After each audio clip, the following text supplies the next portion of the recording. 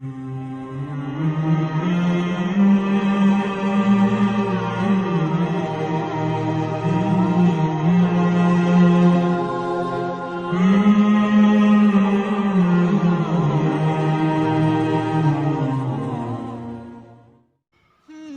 کی رونق، کعبے کا منظر، اللہ اکبر، اللہ اکبر۔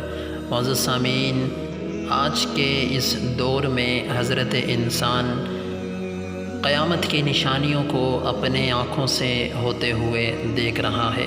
معزز سامعین، حال ہی میں مسجد الحرام میں ایک سیاہ فام شخص کا داخل ہونا اپنی گاڑی سمیت اور سیدھا دیوار سے اس کا گاڑی کا لگ جانا، یہ کئی سوالات کو جنم دے دیتا ہے کہ اتنی سخت سیکیورٹی کے باوجود یہ شخص اندر داخل کیسے ہوا۔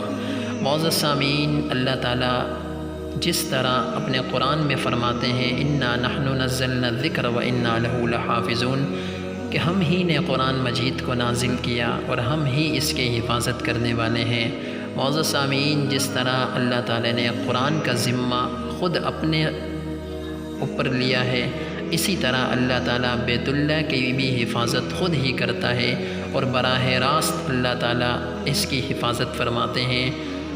جب بھی یہاں کوئی ایسا واقعہ ہوتا ہے تو اللہ تعالیٰ براہ راست یہاں کی حفاظت فرماتے ہیں، کیونکہ پوری دنیا سے یہاں لوگ آتے ہیں۔ معزز سامعین، آپ صلی اللہ علیہ وسلم کی حدیث کا فرمان ہے یخرب الکعبۃ ذو السویقتین من الحبشہ۔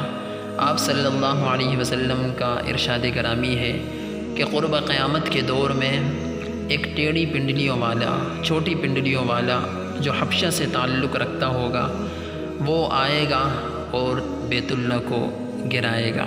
معزز سامعین، پہلے ادوار میں ابرہہ نامی ایک شخص تھا جس نے خانہ کعبہ یعنی بیت اللہ ڈھانے کے لیے ہاتھیوں کو اپنے ساتھ لے کر آیا تھا، تو اللہ تعالیٰ نے براہ راست ابابیل کے ذریعے اس کا انجام کیا کیا تھا وہ آپ کو پتہ ہے۔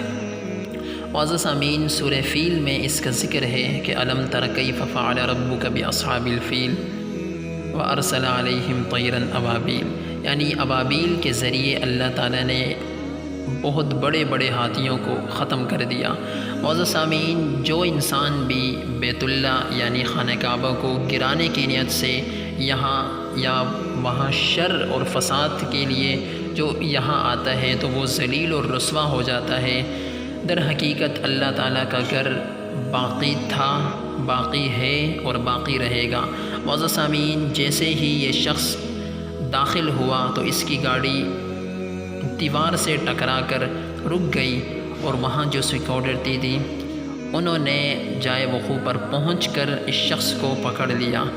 اللہ تعالیٰ خانہ کعبہ کی، مسجد نبوی کی اور جتنی مقدسات ہیں روئے زمین پر، اللہ تعالیٰ ان سب کی حفاظت فرمائے اور ان جیسے شریر لوگوں سے پورے عالم اسلام کو خالی فرمائے اور ان کو عبرت کا نشان بنائے۔